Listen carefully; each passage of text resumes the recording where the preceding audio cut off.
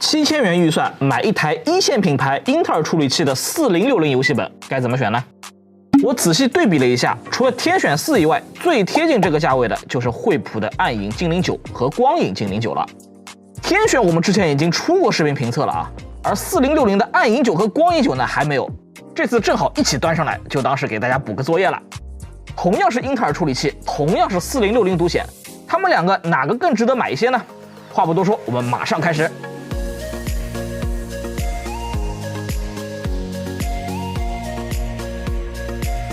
先来对比一下详细参数，这两台电脑的价格只差300块钱，配置上则有所不同。光影9的 CPU 是 i7-13700HX， 而暗影9是 i5-13500HX， 略低一档。独立显卡都是 RTX 4060，暗影9的最大功耗比光影9高20瓦。不过这个区别在今年40系省电的背景下可能不太明显。内存都是 16GB DDR5 4800兆赫兹，硬盘的型号不同，但都是 PCIe 4.0 速率的。屏幕是这两台电脑最大的差异点了。暗影精灵9用上了中高端游戏本常见的 2.5K 240赫兹屏，而光影精灵9则继续坚守 1080P。那其实光影9也有 2.5K 屏的版本啊，但是价格贵很多，本次就不在考虑范围内了。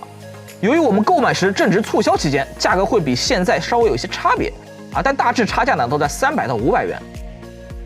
从整体配置来看，暗影精灵9更侧重于屏幕，而光影精灵9拥有更高一级的 CPU， 理应在性能表现上更胜一筹。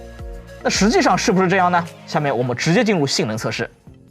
在规格上 ，i5-13500HX 比 i7-13700HX 主要是少2个性能核 ，P 核频率低了 0.3G 赫兹 ，E 核频率低了 0.2G 赫兹，差距还是挺明显的。单核性能部分 ，R13 单线程 i7-13700HX 可以跑到1894分。i5-13500HX 则是1734分，相差大约9%，光影精灵赢下一局。多核性能部分跑一遍 R13 循环，看起来还是光影9的 i7 略胜一筹啊。第一轮能够跑到2万分，后续稍有波动，但都在18000分以上。暗影精灵9呢稍微低一点点，差距不是很大。查看跑分时的功耗可以发现，它俩第一轮都能跑到120瓦左右，之后又有一定的下降。暗影9的整体功耗更高一些，也更稳定。都是先跑到120瓦，然后降低到90瓦运行，全程没有大波动。而光影9中间会出现一段功耗略低的阶段，之后又逐渐追回来，最终和暗影精灵9一致。具体到温度上，暗影精灵9比较激进 ，CPU 经常顶到将近100度，跑分过程中一直都在80度以上，而光影精灵9就凉快很多了，除了前几轮以外，几乎都在80度以下，感觉它其实还有不少潜力啊，但是功耗设定有些过于保守了。聊完了 CPU， 再来看一下显卡，都是4060，暗影9的最大功耗要比光影9高20瓦，按理说应该是暗影9的性能略强一些吧。但是我们实测，光影9的显卡最大频率是更高的，同样是一伏的最大电压，光影9最高2595兆赫兹，而暗影9是2550兆赫兹，中间差了3档。就实测跑分来看 ，FSE 和 Superposition 都是光影9略高，它们 SPY 力则是基本一致。综合下来，确实是光影9的显卡性能稍微强一些啊，感觉光影精灵这次要反转了啊！下面就来跑几个游戏看看吧。因为这两台电脑的屏幕不一样，为了便于比较，暗影9我们测了 2.5K 和 1080P 两种分辨率下的帧数。首先是高帧率网游部分 ，CSGO 和最终幻想14的帧数基本一致，而 Apex 则是暗影9更高，领先幅度将近20帧。这好像有些反直觉啊，毕竟暗影9用的只是一颗 i5，而显卡频率呢还比光影9低。再来看一下大型单机，这种情况得到了延续。在每一款游戏里，暗影精灵9的帧数都稳定要高于光影9，少则1到2帧，多则5帧。我研究了一下 log， 感觉还是因为性能释放。以古墓丽影为例，游戏时两者的显卡功耗基本一致，但光影9的 CPU 功耗明显比暗影9低一些。事实上，光影9的 CPU 加显卡总功耗设定在140瓦左右，当显卡用了100多瓦 ，CPU 就不够分了。这就导致，虽然光影9用的 i7 比暗影9的 i5 高一档，但是由于功耗没有喂饱，实际游戏表现反而不如 i5。另外，游戏自带的性能分析也可以佐证这一结论。暗影9的 GPU 受限是 92%， 表明绝大多数瓶颈都在显卡上，而光影9的 GPU 受限只有 62%， 很多时候都是 CPU 瓶颈。平均帧数上不如，那光影9会不会在一些别的地方，比如最低帧数上好于暗影9呢？于是我们又挑了几个帧数高的游戏，测试了一下1% low 的帧数。结果并没有出现奇迹，4个游戏里有3个还是暗影9的帧数高。测完了游戏，再来看一下生产力软件的表现。Adobe 这边 PS 里光影9略高一些，可能是因为这个软件比较吃单核性能，光影9的 i7 在频率上有优势，而 PR 里2台电脑的得分基本一样。另外，我们这次也跑了 Spec Workstation 的测试，它包含的项目比我们之前的 Spec View 更全面一些。可以看到，光影9在大部分项目里都是领先的，其中 CPU 和硬盘相关的项目领先幅度较大，而显卡方面的领先程度呢就很小了。简单总结一下性能方面的测试结果吧。虽然光影9在 CPU 上更高，但由于性能释放一般，导致它在游戏里的表现不如暗影9。而在其他生产力软件中的情况呢则有所不同，部分压力不是特别大的场景里，光影9会有一些优势。看完了性能表现，我们回过头来聊下外观。暗影精灵9在我们之前的评测中已经提到过了，它的 C 面是金属 ，AD 面呢则是工程塑料。除了外壳容易沾染油污和屏轴有一点晃以外呢，整体做工还可以。而光影精灵9则是全身塑料，上手之后感觉要比暗影精灵9廉价一些。不过呢，因为是灰色外壳，指纹相对来说不太明显啊。掀开屏幕，暗影精灵9可以单手180度开合，光影精灵9最大是135度。它俩的屏幕都是16:9比例，都有大下巴边框和带防窥玻片的摄像头。2台电脑都是标称100% sRGB， 实测下来，光影9的色域稍微广一点点，色域容积达到了108.4%的 sRGB。而到了色准部分，光影精灵9平均 Delta E 2.18， 最大 Delta E 接近5，这在100% sRGB 的屏里面只能算是很一般的水平。暗影精灵9则是平均 1.44， 最大 3.57， 最大亮度都是350尼特左右。2台电脑都是全亮度 DC 调光，光影9的黑白响应时间是 9.5 毫秒，灰阶 15.7 毫秒，暗影9则是黑白 9.3 毫秒，灰阶 5.3 毫秒。暗影9的这个灰阶明显是开了 OD 加压的，但是呢过充并不明显，完全可以用。总的来说，屏幕这一项是暗影9更强，除了纸面上分辨率和刷新率的差异之外，它的实测色准和响应时间也更好，在同价位里也算得上是不错的电竞屏了。而光影9的屏幕就有些平庸了啊，属于及格水平。然后我们继续看 C 面，键盘都是经典的惠普布局，电源键位于 F12 和 Delete 中间，第一眼都找不到开机键在哪儿。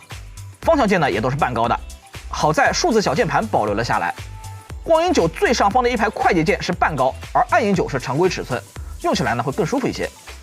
按键的手感则是比较接近的啊，光影9稍微偏硬，暗影9呢略软，看个人喜好啦。值得一提的是，光影精灵9的键盘是 RGB 背光，而暗影精灵9是纯白色单色背光。光影9在键盘灯上有优势啊，实在让我没想到啊。2台电脑在重量厚度上接近，都是23到27毫米，机身2.3到2.4千克。其实我觉得惠普应该把它俩的体型做一些差异化，也不用差太多啊，像天选那样做到2000克出头就能有一些区分度了。原装适配器上，光影精灵9给的是230瓦电源，暗影精灵9是280瓦的，重了将近100克。最后看一下接口，光影9是3A 加 1C， 尾部没有接口，而暗影9则是3A 2C， 而且2个 C 口都是雷电4，速率要比光影9快很多。双雷电的配置在同价位游戏本里也是比较少见的。今年的这2台电脑都支持100瓦 PD 充电，不过光影9这个 C 口的位置充电线比较容易和鼠标打架。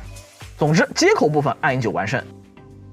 下面进入拆解环节，这2台电脑都非常好拆，卸下底面的螺丝即可揭开后盖。这个内部结构呢还是有几分相像的啊。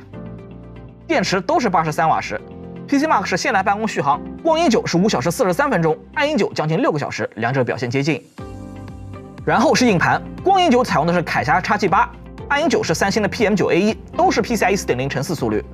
实测跑分上 ，XG8 的连续读写会更快一些 ，PM9A1 是 4K 读取略好。2台电脑都预留了一个 M2 插槽，可以自行加装。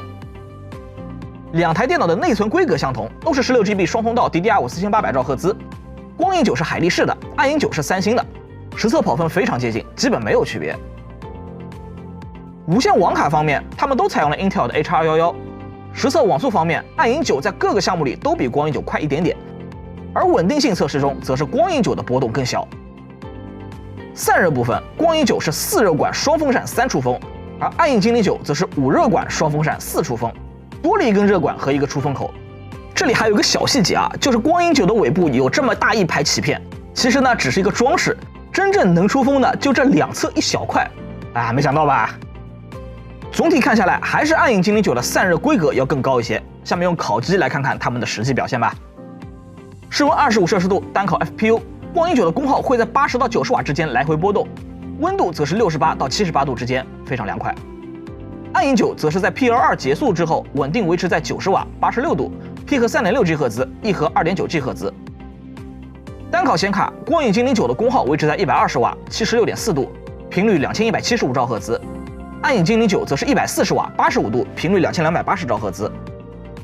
双烤，光影9是35瓦加110瓦 ，CPU 显卡都是70多度，真凉快。而暗影精灵9则会出现功耗乱跳的情况。为了获得相对准确的数据，我们只能关闭 Dynamic Boost 进行测试，最后基本稳定在65瓦加110瓦 ，CPU 91度，显卡则是撞了87度温度墙。在烤机功耗上，暗影精灵9是更激进的，但是核心温度也更高了。而光影精灵9呢是比较保守的状态，不过在表面温度上，它俩的表现就完全反过来了。光影精灵9反而是更热的那一个，界貌最高甚至超过了50度，铁板熊掌谱重现江湖啊！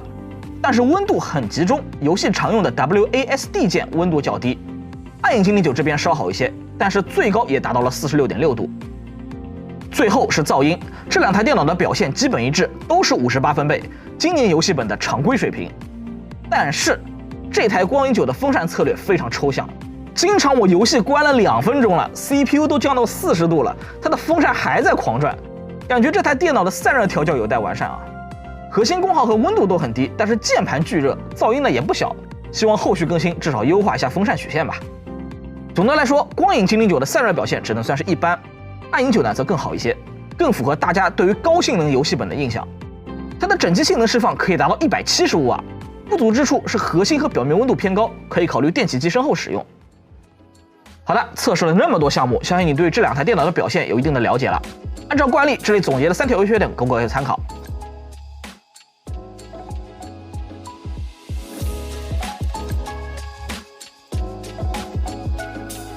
不难看出，这两台电脑除了 CPU 和屏幕上的区别外，在散热、做工、接口等方面也有不少的差异。光影9整体上来说属于偏保守的机型，而暗影9呢，则是更符合像我这样参数党的偏好，散热和性能释放更强，总体表现没有特别明显的短板。